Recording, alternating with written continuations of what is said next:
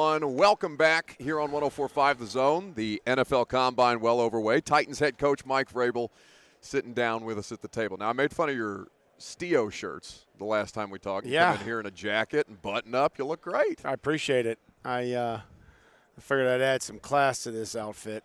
What? Who's bringing it down? Kirby is the epitome of Not class. Kirby's got a scarlet vest on. He looks like he's Jim Tressel over there. He is a Buckeye fan. Kirby wishes he was Jim Tressel. That's absolutely. Kirk, what are you about to conduct this interview with your microphone off? There he goes. I wasn't going to conduct the interview at all. I was looking for something that I might have for the coach if I can find it. Excellent. Well, hang in there, Kirby. I might be over to you here when he pisses me off. That's entirely possible. So, how many questions do you think I'm going to ask you today that you haven't already been asked yet? I hope that you go in a different direction. I hope that you ask me, how did I come up with the creativity to send out a Will Compton tweet in the middle of a Friday night? So, set the scene, because for those of the audience who are familiar with Bussin' with the Boys, the podcast, former Titan Taylor Lewan, former Titan Will Compton now hosting.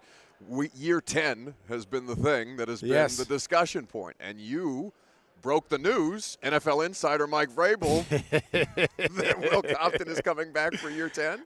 I was, in the middle of a doubleheader in a cold February Friday up at Gallatin up there at Vol State, for watching Carter and the boys.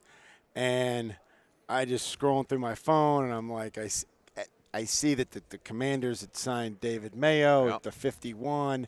Bearing a striking resemblance very, to Will very Compton. striking resemblance. And I had sent earlier in the season, Mayo had made a tackle on like 4th and whatever at the sticks, and he went flying over, and I think he made a great play. So I filmed it, and I sent it to Will, and I was like, hell of an effort, man, to get over there.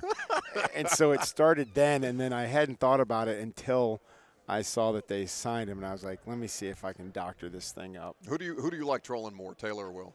Because, I mean, you are not that online, but you're kind of online. Will, probably. Is that the easier target? No. No. Hell no.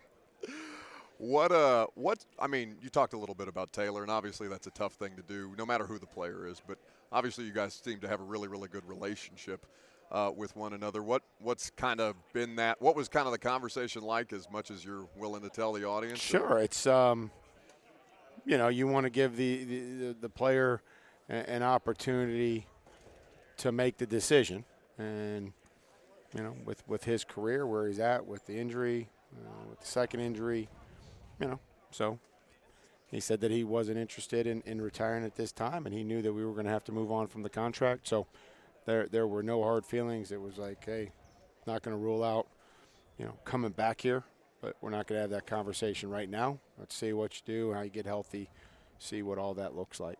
I mean, you've done this a million different times and obviously had relationships with a ton of different players, but like the balance of, maintaining the relationship, making sure they understand that you're there to support them as their coach, as their friend. You're basically, in essence, a part of their family. And then, you come to the situation like the Combine, you're being asked a million questions about quarterback commitments and things like that, and you have to kind of publicly balance. And I've always said that it's difficult, I think, to do it the way that we do it. Not that we have all the answers, but we do try to make a connection, a strong connection, whether that be with AJ, whether that be with Will Compton, Taylor, all the way down with different players, that Logan Ryan, or that, you try to make a connection with, you try to get to know their family, you try to understand what they care about outside of the football field, and support those.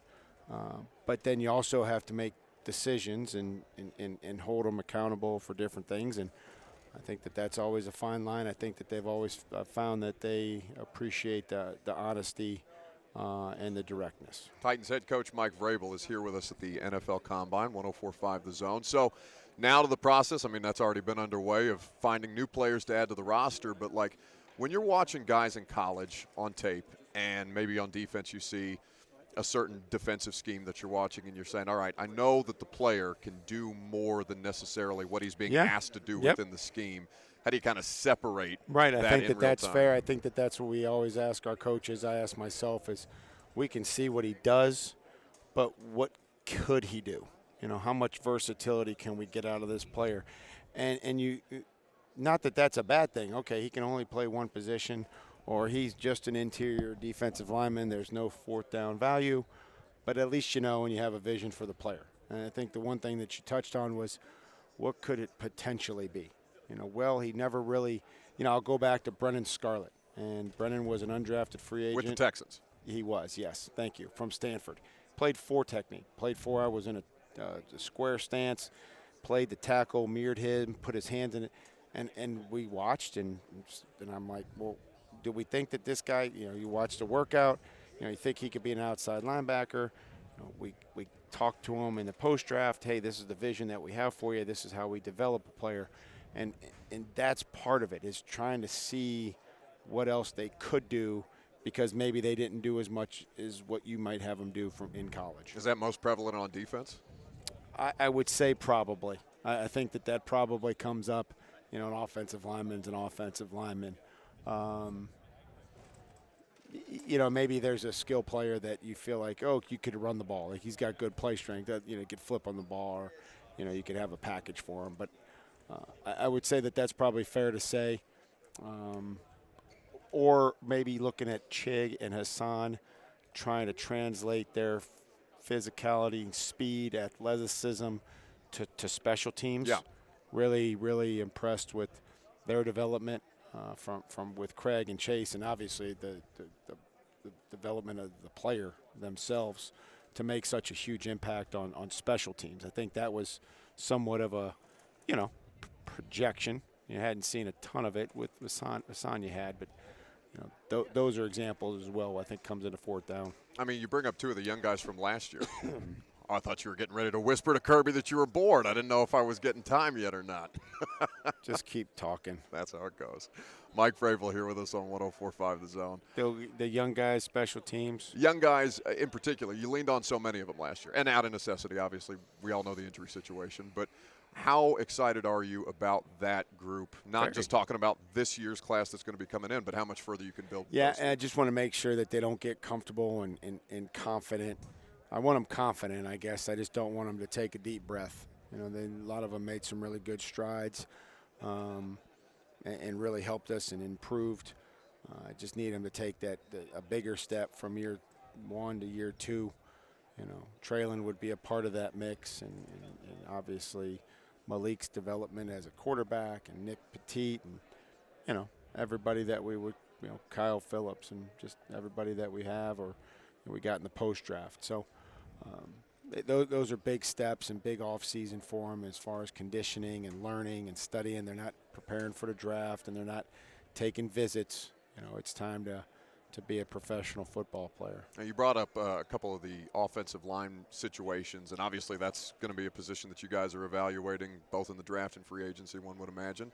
What kind of stands out to you about this draft class so far? Well, I think that there's a few players at the top of the draft. There's a good group of interior offensive linemen. We've got potted up in there.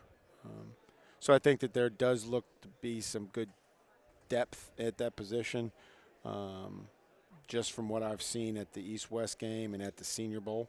We'll see how things shake out here. And I don't think that there's going to be a player that goes in the top 3 from the offensive line. But I think that there's some cool pieces and cool players that can start in this league, and if not start, be very valuable backup players at more than one position. Those collegiate bowl games, for you guys, for your staff when you're interviewing them, how big of an advantage is that for them to just get a grasp of the process first and foremost before they come in here to the combine where the underclassmen may just be kind of walking in cold? Yeah, I mean, I think it helps. It helps for us, and, you enjoy watching you guys practice and, seeing if they love to practice and what their demeanor is, and then just, getting a little chance and opportunity with them at the in the interview process. Titans head coach Mike Vrabel, kind enough to sit down with us here at the Combine. Kirby is this is about as classy as this group gets. So I don't know. What would the coaching points be for this collection of talent that you see in front of you at this point? What's his name? Lucas. Lucas, more juice. You look like you're falling asleep. More juice. You look exhausted. Look like he was out too late last Doesn't night. love radio enough. Kirby looks like Jim Tressel, ready to go. You, Greg Norman shirt, No Greg Norman shirt. I know they don't know. I that. went solid today. I knew I was going For to a have to deal reason. with this. I'm going to get harassed No, at my great. own table It's great. about this. Mike Vrabel. Lucas, where's Lucas from? Well, Lucas is from Nashville, but went to high school in Alabama. Yeah. That's right. I've been listening to him talk all day. It's why. Kirby, nobody can hear what you're He saying said in the he's middle. been listening to you talk all day. Wouldn't That's you why look he like that look- if you had to listen That's to why me I'm talk getting all up and leaving. All right. He doesn't have that luxury. He works for you. Is that your stretch? It is my stretch.